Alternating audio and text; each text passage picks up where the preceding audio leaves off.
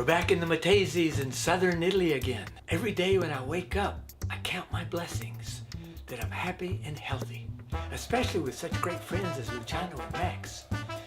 Today, Luciano suggests we do the Bocca della Selva ride, another humongous Matese climb. He says we can stop off at the Paleo Park in Pietraroja and see the site where they found the famous dinosaur Ciro. Ciro, I never knew a dinosaur by his name before. Luciano. So we're off.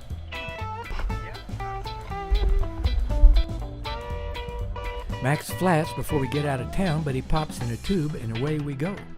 From Piedimonte Matese, we ride southeast past Alessandro's bike shop, past Sarah's B&B, doing some easy spinning to warm up our legs. We circle the mountains, and just before Cusano Mutri, we turn left, and then soon we start the climb towards Pietraroja. Just when we settle into rhythmic breathing, a local rainstorm hits, but there's a covered area conveniently on our left, so we duck under. July 23rd, 2018.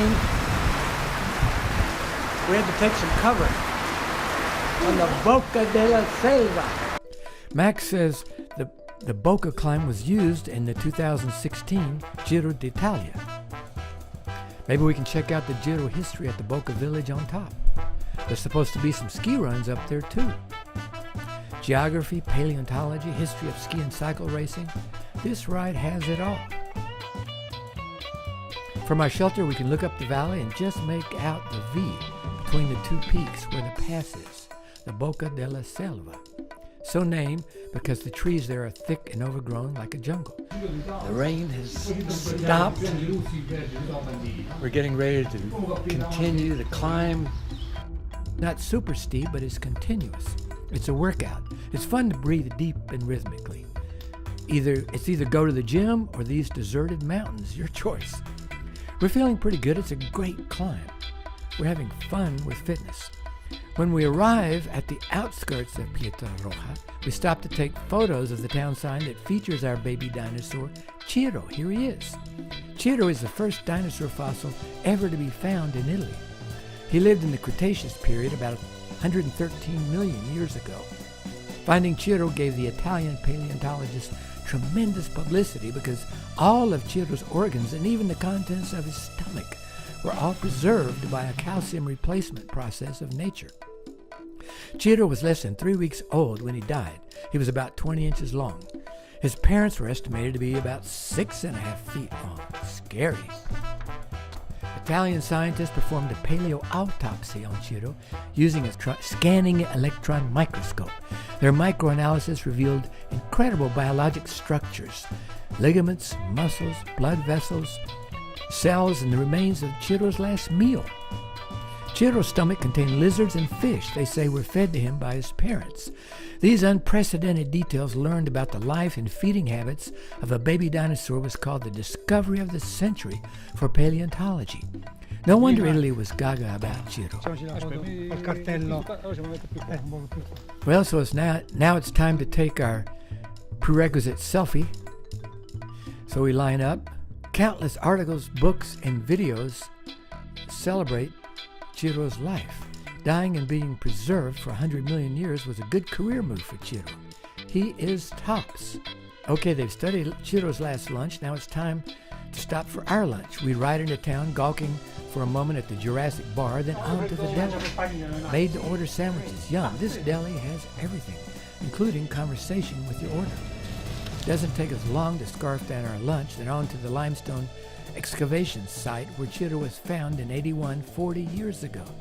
This is now a geopaleo park. When fossils were first discovered here in the 80s, this whole dig was covered with plexiglass. Now, with all the fossils placed in various area museums, it's become a popular picnic spot. Looking around, we can imagine the scene that existed here 100 million years ago. This was all warm, shallow lagoons. Over 3 periods, the Triassic, Jurassic, and Cretaceous, preserving plants and animals they found here, including a crocodile, shark's teeth, and our extensively studied, complete dinosaur pup, Ciro. La strada è quella, si vede. La strada. You know the street, the way? Oh, yeah, you can see the highway leading up there to where the mist is. That's the Alife era Romano.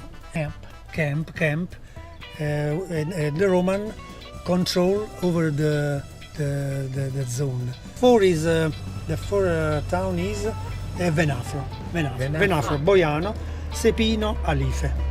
It's a quadrilateral. I climb up this crumbly limestone to get a good shot of the picnic area. The bikes call us, so off we go, onward and upward on this long, continuous Bocca della Selva. Yes. There's Ciro down below to the right, and Della would be over to the left. There's that archaeological site Yes. down to the left. See that? Canyon of Pietrola. We're taking our pictures and fighting off the flies. There's a lot of cattle up here, so flies. Thinks we are cows. Well, we better go then.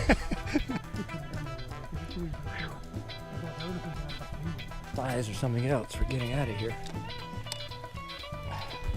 Back on our bikes, we get into our rhythm on our way to the top.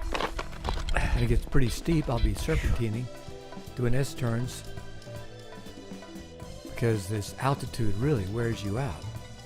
That limestone site explains the story of the origins of the name of the town, Pietra Roja, or Redstone, because it comes from the pinkish tint of the limestone. The terrain up here would be great for skiing if they had any snow.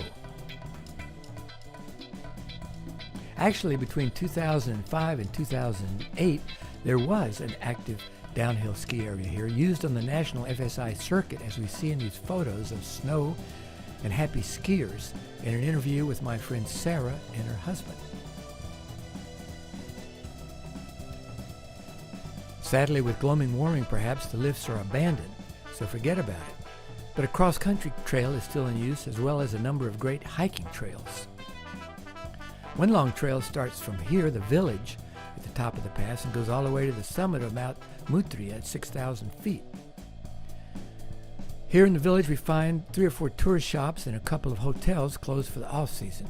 The rain starts up, so we pop into a shop to buy some cheese and visit with one of the proprietors. I hope this paleontology ride video inspires you to have some fun with fitness too. If I can do these climbs, anybody can. When the rain quits, we put on our windbreakers and head down. We take it slow in the slick roads, of course, but just above Piedemonte Matese, my rear wheel locks up and skids out, and I go down. Just some road rash and a smashed hand. So it's off to the local hospital I go for x-rays. I tell you, if you're going to break, and it turns out I did break a bone, my little finger, but they splintered it just fine. I tell you, if you're going to break a bone, Italy is the place to do it. Their national health care is excellent. It's the best.